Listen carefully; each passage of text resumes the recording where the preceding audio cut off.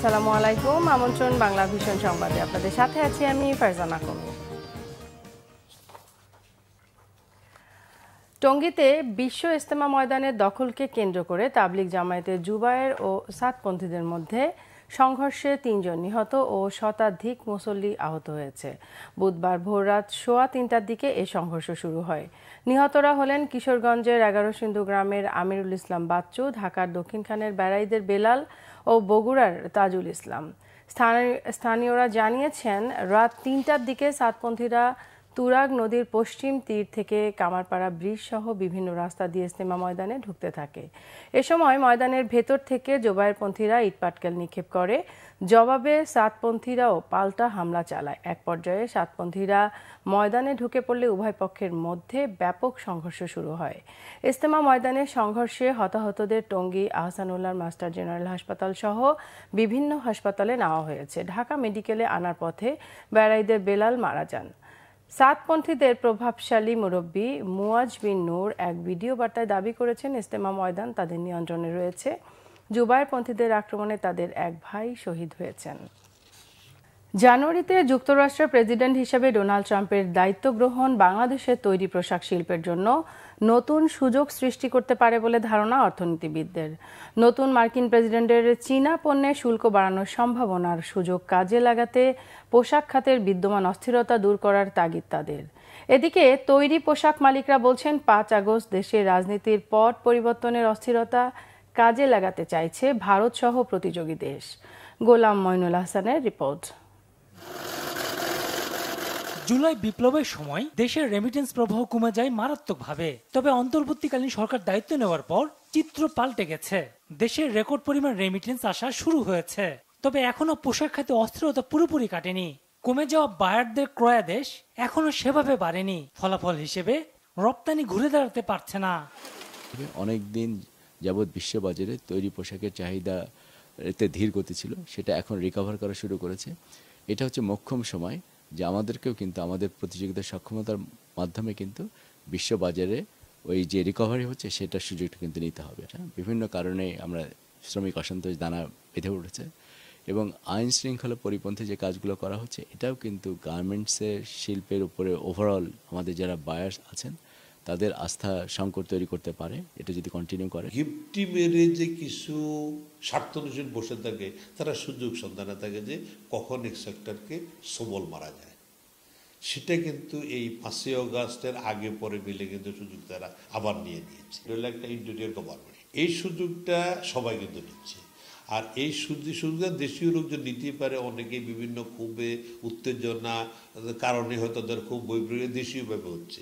আর এই সুযোগটা কাজে লাগাতে আমাদের পার্শ্ববর্তী দেশ। আগামীতে মার্কিন বাজারে তৈরি পোশাক খাতে শক্ত অবস্থানের সম্ভাবনা দেখছেন বিশ্লেষকরা। প্রেসিডেন্ট ট্রাম্প জানুয়ারি থেকে তার টার্ম শুরু করতে যাচ্ছেন এবং অনেকেই মনে করছেন যে চায়নার উপরে অতিরিক্ত শুল্ক আসবে। সেটাও যদি আসে সেটাও কিন্তু আমাদের জন্য একটু সুযোগ হতে পারে। কিন্তু আমরা যদি আমাদের সাপ্লাই সাইডকে ঠিক করতে না পারি, আমরা যদি নিরবিচ্ছিন্ন সরবরাহ না দিতে পারি, তাহলে কিন্তু বিশ্ব বাজারে সেই যে অতিরিক্ত চাহিদা তৈরি হবে সেখান থেকে কিন্তু আমরা সুবিধা নিতে পারবো না। এটা আমাদের একটু মনে রাখতে হবে। যদি আর এই ধরনের কোনো মাহমুদ দিনের ঘটনা না ঘটে, যদি শ্রমিকগত না হয়, তাহলে কিন্তু অর্ডারগুলি আবার বাংলাদেশে আসবে। আমরা যখনই অর্ডারগুলি আসার পরে টাইমলি শিপমেন্ট করতে পারবো, অটোমেটিক আমাদের ফরেন কাজে ফ্লো কিন্তু ঘুরে দাঁড়াবে। আগামী ৩-৪ মাসের মধ্যে পোশাক খাত ঘুরে দাঁড়াবে এমন আশা তৈরি পোশাক মালিকদের। গোলাম মইনুল হাসান, বাংলা ভিশন, ঢাকা। ভেঙে পড়েছে ছাদ, খসে পড়েছে দেয়ালের পলেস্তারা। চরম ঝুঁকিপূর্ণ ভবনে ক্লাস করছে ঝালকাঠি সরকারি উচ্চ বিদ্যালয়ের শিক্ষার্থীরা। ঘটতে পারে মারাত্মক দুর্ঘটনা। পুরনো ভবনের সাধ্যমতো সংস্কার চলছে বলে জানিয়েছে কর্তৃপক্ষ। ঝালকাঠি প্রতিনিধি মোহাম্মদ মাসুদুল আলমের পাঠানো তথ্য ও ছবিতে ডেস্ক রিপোর্ট। হতশ্রী অবস্থা ঝালকাঠি সরকারি উচ্চ বিদ্যালয় ভবনের। পরিবেশ নেই লেখাপড়ার। ভবনের বেহাল দশায় চরম আতঙ্কে শিক্ষার্থী ও অভিভাবকরা। 1872 সালে মহারাজগঞ্জ হাই স্কুল নামে এর যাত্রা শুরু হয়। 1909 সালে ব্রিটিশ সরকার স্কুলটি জাতীয়করণ করে। 13 একর জমিতে ঐতিহ্যবাহী স্কুলটিতে প্রভাতী ও দিবা এই দুই শিফটে শিক্ষার্থী 1700 জন। স্কুলটির দোতলা ভবন নির্মাণ করা হয় 1972 সালে। 52 বছরের পুরাতন এই ভবনটি সবগুলো ক্লাসরুম এখন জরাজীর্ণ। আমাদের স্কুলের যে দেয়াল খসে পড়ে, আমার বন্ধুরা গায়ে পড়ছে, তারা আমরা চাই যে আমাদের স্কুলটা সুন্দরভাবে গোছানো থাকুক। স্কুলে উপরের যে ক্লাসটা সেগুলো খুশি পড়ে আমাদের এর মধ্যে একটা বন্ধুর গায়ে পড়েছে, আমরা অনেক আতঙ্কে আছি। মাঝে মাঝে শিক্ষার্থীদের গায়ে উপর থেকে কংক্রিট ভেঙে পড়ে। আমরা যখন বোর্ডে শিক্ষার্থীদের ক্লাস করায় বোর্ডে লিখতে হয়, সেখান থেকেও দেওয়াল থেকে বালি ঝরে লিখতে অসুবিধা হয়। কোনো সময় যে কোনো মুহূর্তে বড় ধরনের একটি দুর্ঘটনা ঘটার সম্ভাবনা আছে। আমরা দীর্ঘদিন পর্যন্ত বিভিন্ন প্রিন্ট মিডিয়া, বিভিন্ন মিডিয়ায় আলাপ করেও এর সমাধান এবং উচ্চপদস্থ কর্মকর্তাকে আমরা জানিয়েও এর ফল এখন পর্যন্ত ভোগ করতে পারি নাই। ভবনটি সংস্কার কাজ শুরু করেছে ঝালকাঠি শিক্ষা ও প্রকৌশল অধিদপ্তর। যদিও স্থানীয়দের অভিযোগ তা নামমাত্র, আর কাজও চলছে ধীরে। কোনো কাজই হইতেছে না। আর এই স্কুলের যে বর্তমান পরিস্থিতি, এটা 1909 সালে করা হয়েছে। এখন পর্যন্ত আসলে কোনো উন্নতি নাই, কোনো জায়গা দিয়ে ভবন ভাঙতে পড়তে আছে এবং খুবই খারাপ অবস্থা। স্কুল নতুন করে নির্মিত হইবে, কিন্তু এখন পর্যন্ত সেটা হয় নাই। আমরা বিনীত আবেদন জানাচ্ছি যে যেন এই স্কুলটা নতুন করে নির্মিত করা হোক। স্কুলের প্রধান শিক্ষক জানান, একটি 6 তলা ভবন নির্মাণে আগের টেন্ডার বাতিল করে নতুন টেন্ডার করা হবে। পশ্চিম পাশে যে ভবনটির সংস্কারের কাজ চলছে তা সম্পন্ন করে হস্তান্তর করবেন এবং পরবর্তীতে তারা যতদূর সম্ভব দ্রুত গতিতে পূর্ব পাশের ভবনটিও তারা সংস্কার করবে এই বলে আমাকে আশ্বস্ত করেছেন।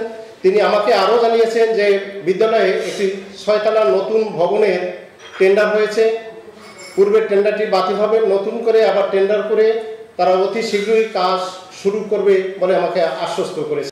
স্কুলটির শিক্ষার পরিবেশ ফেরাতে দ্রুত নতুন ভবন চায় ঝালকাঠিবাসী। Banglavision news desk. আন্তর্জাতিক প্রসঙ্গ।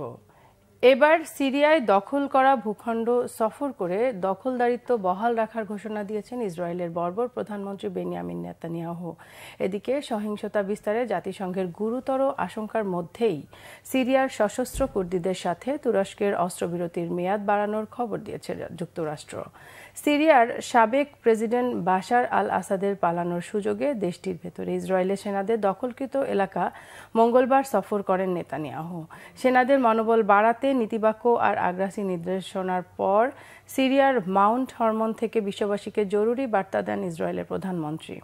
জানান, ইসরায়েলের নিরাপত্তা আর জনগণের সুরক্ষার নিশ্চয়তা ছাড়া সেনা প্রত্যাহার করা হবে না। এমন অবস্থায় সিরিয়ায় তৎপর যুক্তরাষ্ট্রের মদতপুষ্ট সশস্ত্র কুর্দিদের দমনে তুরস্কের ব্যাপক অভিযান আরও কিছুদিন থামাতে সফল হয়েছে যুক্তরাষ্ট্র। মার্কিন পররাষ্ট্র দপ্তরের মুখপাত্র ম্যাথু মিলার জানিয়েছেন, সিরিয়ার উত্তরাঞ্চলীয় মানবিজ শহরে কুর্দি বাহিনী এসডিএফ দমনে তুরস্কের অভিযান স্থগিতের মেয়াদ চলতি সপ্তাহের শেষ পর্যন্ত বাড়াতে রাজি হয়েছে তুরস্ক। এর মেয়াদ আরও বাড়ানোর চেষ্টা চলছে বলেও জানিয়েছেন মিলার। এদিকে জাতিসংঘের বিশেষ দূত গেইর পেডারসনের আশঙ্কা, নানা কৌশলের পরও সিরিয়ায় সহিংস পরিস্থিতি দ্রুত নিয়ন্ত্রণে আসার সুযোগ নেই। জাতিসংঘ নিরাপত্তা পরিষদের জরুরি অধিবেশনে তিনি জানান, যুদ্ধবিরতির আগে 2 সপ্তাহে কুর্দিদের ওপর নজিরবিহীন বর্বরতা চালিয়েছে তুরস্ক। এই ছিল এখনকার মতো। পরের সংবাদ বেলা 12টায় দেখার আমন্ত্রণ রইল। এছাড়া বাংলাভিশন সংবাদ ও সংবাদ সংশ্লিষ্ট অনুষ্ঠান দেখতে ভিজিট করুন www.bvnews24.com ও facebook.com/banglavishnewse এবং সাবস্ক্রাইব করুন youtube.com/banglavishnewse। এতক্ষণ সাথে থাকার জন্য ধন্যবাদ।